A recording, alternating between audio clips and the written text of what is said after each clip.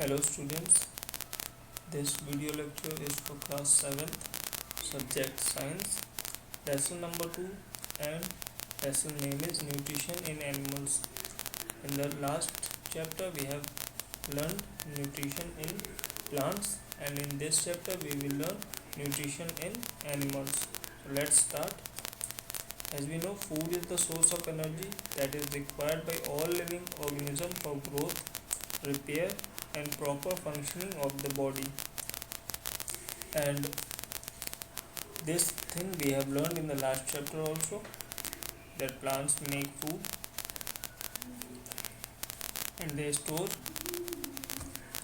the food in their roots or stems, and later these plants are eaten by herbivorous animals, so they get all the energy they have stored, they get transferred to the herbivorous animals.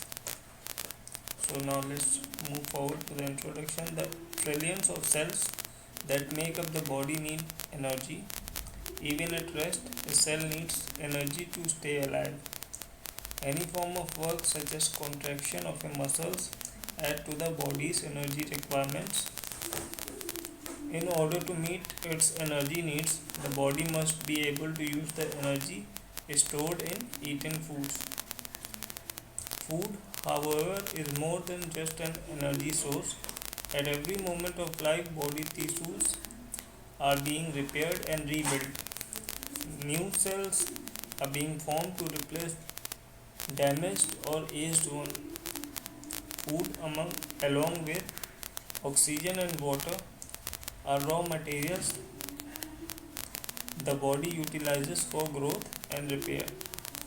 In the previous chapter, you have learned about how various plants obtain nutrition by various modes.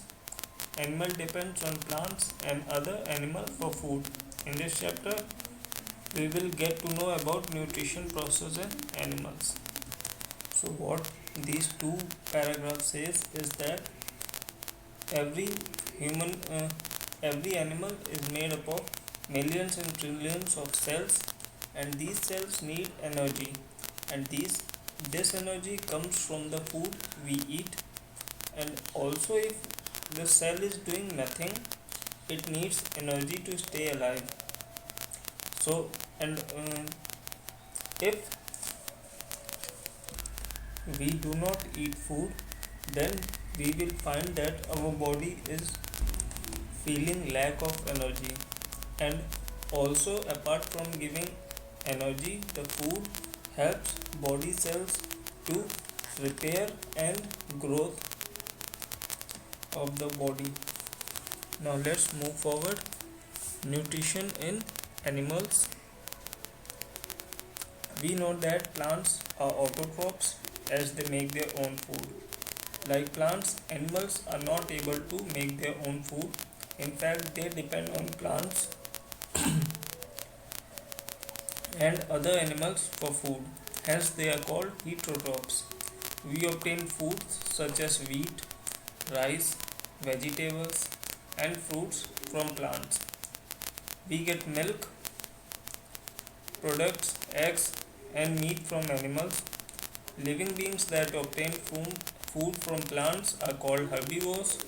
Human beings that obtain food from both plants and animals are called omnivores. Nutrition is the process of taking in food and breaking it into simple and soluble form which can be easily absorbed by cells. So what in this paragraph this book wants to tell is that plants were autotrophs. Now what are autotrophs? As we know, the green plants which can make their own food are known as or fall in the category of autotrophs, and those organisms which cannot make their own food, they fall in the category of heterotrophs.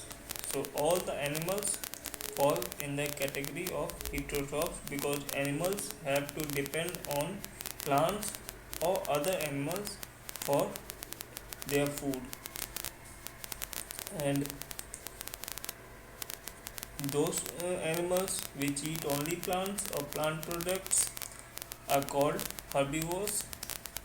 Human can eat from plants as well as from other animals, so they are called omnivores. And those animals which depend totally upon other animals for their food, they are called as carnivorous. Now next is types of nutrition. There are two main types of nutrition: autotrophic and heterotrophic. Now heterotrophic mode of nutrition can be divided into three types, which is holozoic, parasitic and saprotrophic,